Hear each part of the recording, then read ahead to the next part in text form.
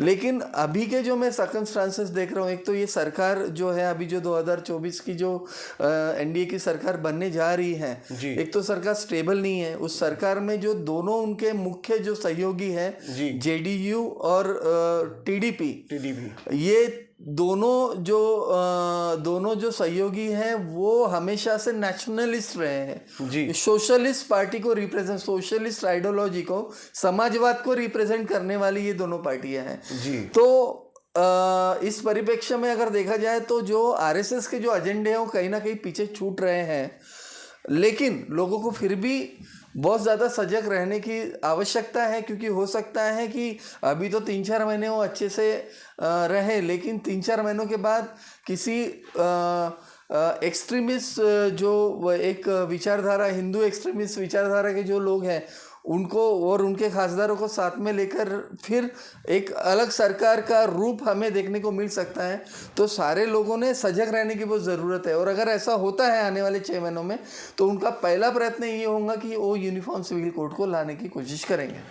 Uniform civil code को वो लाने की कोशिश करेंगे या सिर्फ 5 साल तक के इसको प्रोपेगेंडा में रखेंगे, फिर 2029 के चुनाव के टाइम में ये जिन बाहर लाएंगे? ये भी हो सकता है, क्योंकि देखिए उनका हमेशा वो कोर विषय रहा है और उसको छोड़ते नहीं। जैसे हमने देखा कि 2019 में राम मंदिर, फिर उसके बाद 370, ट्रिपल तलाक, और उसके बाद बाकी सारी जो उनके जो अवधारणा में जो सारी चीजें थी, उन सारी अवधारणा को उन्होंने जो है सच्चाई में लाने की कोशिश की है। और अभी जो है आरएसएस जो चीजें चाहती है इस टर्म में, वो कहीं ना कहीं पोस्टपोन होते हुए उनको दिख रही है। इसलिए मोदी पे भी दबाव बढ़ाने का एक षड्यंत्र आरएसएस के माध्यम से शुरू हुआ है। लेकिन मुझे लगता है कि मोदी हो, आरएसएस हो या बीजेपी हो, ये एक ही थाली के चट्टे बिट्टे हैं। इसलिए भारतीय जनता को बहुत बड़े प्रमाण पे सावधान होने की जरूरत है, और सावधानी के लिए ज़रूरी है कि भारतीय जनता जो है वो नॉलेज से अपग्रेड होती रहे, ऐसे कानूनों के बारे में जानकारी उसे मिलती रहे। इसलिए एक्सक्लूसिव इनकलाब समाचार के प्लेटफॉर्म पे ही उसको ये सारी जानकारियाँ सही मायनों में, सही प्रमाण में मिलती रहेंगी। तो लिहाजा इनकलाब समाचार से आप जुड़े रहे ताकि ज़्यादा से ज़्यादा आपको इस तरह की मालूमात हमेशा मिलती रहे। तो आकाश भाई, जब ये कोर एजेंडे में शामिल है एक पॉलिटिकल एक्सट्रीमिस्ट पार्टी के, एक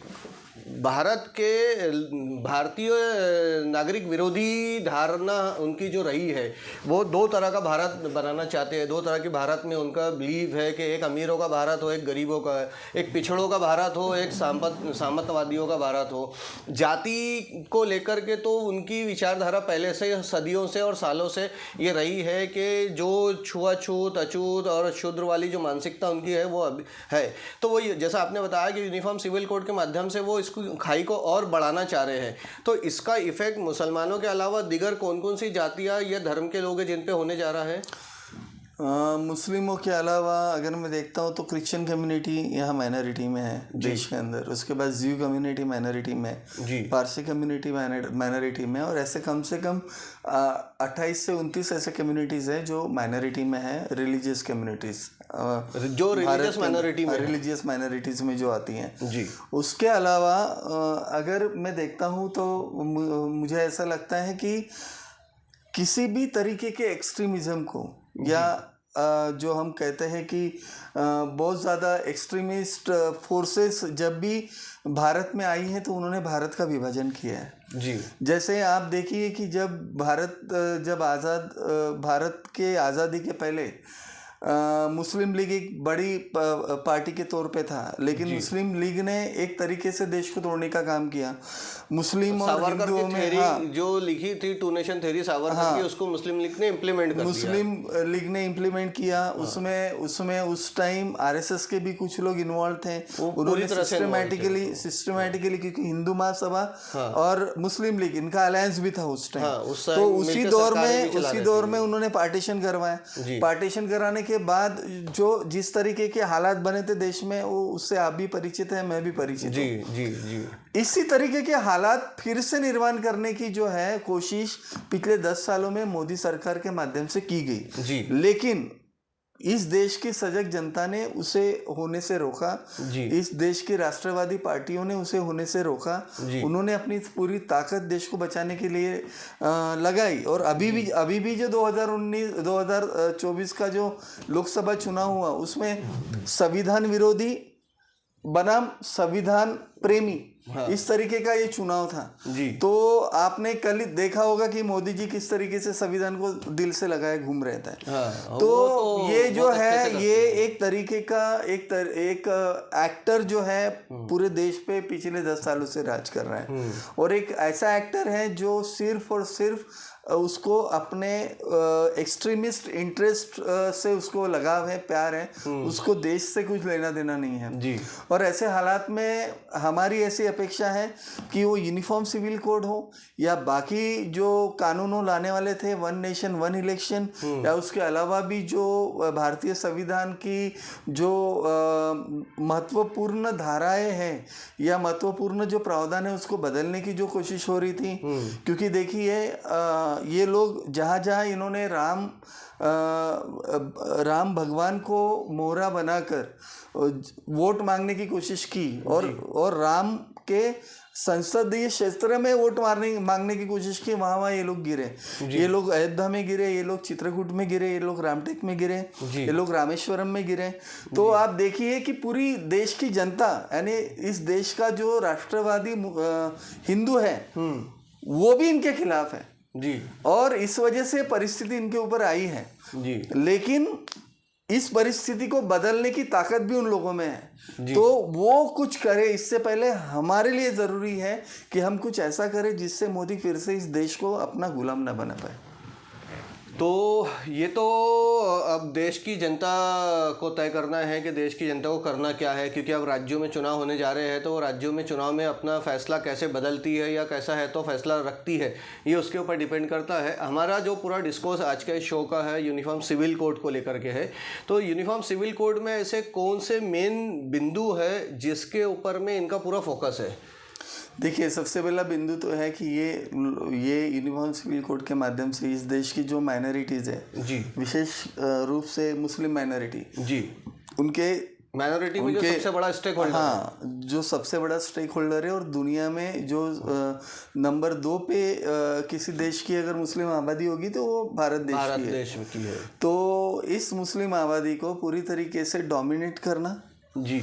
दूसरा, पूरी तरीके से मुस्लिमों के जो पर्सनल लॉज हैं उनको पूरी तरीके से जो है उनका खात्मा करना, एक ऐसा कानून बनाना जिस कानून में उनके हक और अधिकार पूरी तरीके से नष्ट हो जाए या निरस्त हो जाए या रद्द हो जाए, और फिर धीरे से उनको पूरी तरीके से देश में सिर्फ एक नॉमिनल क्लास बना के रखना, ये एक तरीके का षड्यंत्र मुझे लग रहा है जी। और इस षड्यंत्र को अगर तोड़ना है तो मुस्लिम समाज ने भी बड़े तादाद में जो है एक जन आंदोलन के माध्यम से अपनी बातें देश के पटल पे रखना ज़रूरी है जी। और इसका अभी आप देखिए कि ये जो 2024 का जो पार्लियामेंट बना है उसमें करीबन 27 जो है मुस्लिम खासदार सांसद है। जो मुस्लिम खासदार हैं, जो मुस्लिम सांसद हैं, उन सांसदों से मुझे ऐसा लगता है कि यूनिफॉर्म सिविल कोड पे जी मुस्लिम समाज की और माइनॉरिटीज़ की जी जो सिविल सोसाइटीज़ हैं जी, क्योंकि बुद्धिस्ट भी अभी एक बड़ा कम्युनिटी है जो माइनॉरिटी में आता है, इन्होंने प्रॉपर रिप्रेजेंटेशन के द्वारा इन सारे लोगों से इमीडिएट मीटिंग करनी चाहिए, एक पब्लिक मीटिंग लेनी चाहिए, और यूनिफॉर्म सिविल कोड के वो किसी भी पार्टी का क्यों ना हो उसे बुलाना चाहिए, और पब्लिक मीटिंग में उनसे आप लोगों ने कमिटमेंट लेनी चाहिए कि वो यूनिफॉर्म सिविल कोड को इस देश में लागू नहीं होने देंगे जी। और यूनिफॉर्म सिविल कोड अगर लागू करना है तो देश के हित में हो, देश के विरोध में ना हो, ये भी कोशिश हमें करनी चाहिए। तो मेन जो पॉइंट अगर निकल के बाहर आते हैं तो ये है कि मुसलमानों से शादी के जो निके के जो राइट्स है, शादी के राइट्स छीन लिए जाएंगे, उस बारे में एजुकेशन के राइट है, आपका रिलीजियस एजुकेशन है उसके राइट है, उसके बाद आपके जो सोशल एजुकेशन है, आपके जो पर्सनल लॉज है यानी पर्सनल कानून, जैसे आपके इद्दत का कानून है, आपके मैरिज का कानून है, आपके जो अदर रिलेशनशिप्स में जो आप जिस तरीके से आप सदियों से जो रीति रिवाज आप निभाते आ रहे हो, उन रीति रिवाज के संबंध में जो कानून है, तो ये एक तरीके से डोमिनेट करने का एक पूरा ये षड्यंत्र है। देखिए अभी इलेक्शन कैंपेन में भी मोदी जी ने जो सारा उनका जो सारांश था उनके भाषणों का, वो मुस्लिम विरोधी और मुस्लिम द्वेष को ही कहीं ना कहीं वो प्रतिबिंबित कर रहा था। हाँ, वो तो खुल के बोल रहे थे ना। हाँ, उन्होंने मछली, कब्रिस्तान और ये ज्यादा बच्चे पैदा करेंगे, ज्यादा जनसंख्या वाले लोगों को आरक्षण दे देंगे, इस तरीके से जो उन्होंने बात की, वो इसलिए की क्योंकि उन्हें पता है कि इस देश में हिंदू वर्ग में भी एक बड़ा एक्सट्रीमिस्ट वर्ग है जिनको ये बातें बहुत पसंद आती है, मुस्लिम विरोधी बातें, और उनको लुभाने के लिए इन्होंने ये सारी बातें की। इस तरीके का आदमी जो ग्राम पंचायत के लेवल का भी दिमाग नहीं रखता है, उसको देश के सर्वोच्च पद पे बैठा के हमने इस देश के भविष्य के साथ खिलवाड़ की है, देश के लोगों ने देश के भविष्य के साथ खिलवाड़ की है। और ऐसे सिचुएशन में हमारा एक काम बनता है कि अभी बहुत मेहनत के बाद एक कंट्रोल उस प्रधानमंत्री के ऊपर बैठा है। दो मजबूत जो उनके सहयोगी हैं वो अभी अगर उनके साथ नहीं हो गए तो वो गवर्नमेंट नहीं बना सकते। तो ऐसे हालात में उन सहयोगी और वो जो सहयोगी आए हुए हैं उनको एक बड़े और विशाल मुस्लिम मतदाताओं ने मतदान किया है। जैसे चंद्रबाबू नायडू इनको भी मुस्लिम मतदाताओं ने भर भर के वोटिंग किया है। तो अभी ये इनका काम है क्योंकि सरकार में वो बैठने वाले हैं।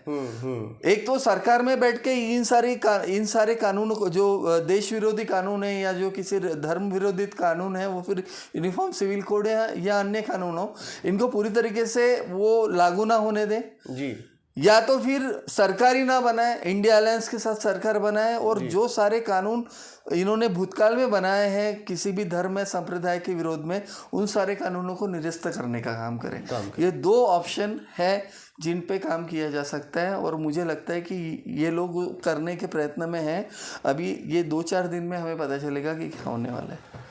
तो दोस्तों ये रहे हमारे साथ एडवोकेट आकाश मोहन साहब, जो एक बेस लाइन पर यूनिफॉर्म सिविल कोड के ऊपर में हमसे बात कर रहे थे, आप लोगों तक के वो बेस लाइन की इन्फॉर्मेटिव नॉलेज पहुंचाने की हमारी इस कोशिश में वो हमारा साथ दे रहे थे। इसके आगे हम जब दूसरा शो आपके सामने लेके आएंगे तो बिंदुवार तरीके से बिंदुवार बातों को या कौन कौन से वो कानून है जिसमें फेरबदल करने की बात की जा रही है, मुस्लिम विरोधी कौन कौन से कानून बनाने की बात की जा रही है, मुस्लिम विरोधी वो कौन से कानून होंगे जो मुस्लिम पर्सनल लॉ के छीने जाएंगे, मुस्लिम पर्सनल लॉ के राइट्स छीने जाएंगे, उस पर हम आपके सामने इंशाअल्लाह अगले एपिसोड में बात करेंगे। तब तक के लिए इजाज़त दीजिए। जाने से पहले आकाश साहब आपका बहुत बहुत शुक्रिया, आपने हमें वक्त दिया उसके लिए, और आप हमें जब जब हमें ज़रूरत पड़ रही है आपके नॉलेज की, आप हमारे स्टूडियो तशरीफ़ ला रहे हैं, इसके लिए हमारे दर्शकों की ओर से भी आपका बहुत बहुत कोटि कोटि धन्यवाद। और आगे भी आपसे उम्मीद है कि जब भी ऐसी कोई ज़रूरत रहेंगी आप हमें वक्त देंगे और हमारे दर्शकों को नॉलेज भी देते रहेंगे, ताकि इससे कि हमारे दर्शक जो है वो नॉलेज से अपग्रेड होते रहे। आकाश साहब ने जो बात कही कि अब हमारी जिम्मेदारियां हैं, न सिर्फ मुस्लिम की बल्कि बुद्धिस्ट की और बाकी अदर माइनॉरिटीज़ की जिम्मेदारियां हैं कि वो अपने हक की लड़ाई लड़ने के लिए सजग हो जाए, अपने हक की लड़ाई लड़ने के लिए सतर्क हो जाए। और आपने जैसा एक बहुत अच्छी बात कही है कि गडकरी साहब से जुड़े हुए जो लोग हैं उनको अब आगे आकर के यूनिफॉर्म सिविल कोड पर जानकारियां देनी चाहिए। जैसा कि आपने कहा कि प्यारे खान साहब जैसे लोगों से सवाल पूछे जाने चाहिए, तो हम यूनिफॉर्म सिविल कोड हो या CA NRC हो, उस पर प्यारे खान साहब से बात करने के लिए तैयार है। हम चाहेंगे कि वो भी हमारे स्टूडियो आए और अपने नॉलेज से हमारे देश की जनता को अवगत कराए। तो चलते चलते फिर आपसे एक बार दरख्वास्त है कि आपसी प्यार मोहब्बत भाईचारा बनाए रखे, देश का सौहार्द बनाए रखे। जो नफ़रत फैलाने वाले हैं नफ़रत फैलाते रहे, हमारा काम है उस नफ़रत को प्यार से ख़त्म करना, क्योंकि नफ़रत को नफ़रत से नहीं, नफ़रत को प्यार से ही ख़त्म किया जा सकता है। इनकलाब समाचार का ये मैसेज हर वीडियो में हम आप तक पहुंचाने की कोशिश कर रहे हैं, ज़्यादा से ज़्यादा लोगों से तक आप भी इस वीडियो को भी पहुंचाएं, प्यार के पैगाम को भी पहुंचाएं, अपने पड़ोसी के साथ रिश्ते बहुत बेहतर बनाए। जो अल्लाह तबारक व तआला ने कुरान में हुक्म दिया है, उस हुक्म को सिर्फ मुसलमान ही नहीं बल्कि हर धर्म के लोग हैं तो उस पर अमल करने की कोशिश करें, क्योंकि नेता कभी ना बोले कभी आप तक नहीं पहुंचता जो कि आपका पड़ोसी आपके परेशानी में सबसे पहले आप तक पहुंचता है। ये एक सिविल मैसेज हम आप तक हमेशा पहुंचाने की कोशिश करते हैं। आगे फिर आपके सामने आएंगे, यूनिफॉर्म सिविल कोड के ऊपर में बात करेंगे, यूनिफॉर्म सिविल कोड पे बिंदुवार चर्चा होते रहेंगी अलग अलग चीज़ों पे, और इसके अलावा भी दिगर मसलों पर, दिगर मसाइल पर हम आपके सामने अलग अलग व्यक्तियों को ला करके उनके नॉलेज से आपको अपडेट करते रहेंगे। तब तक के लिए इजाज़त दीजिए। जज़ाकल्लाह खैर। अल्लाह हाफिज़।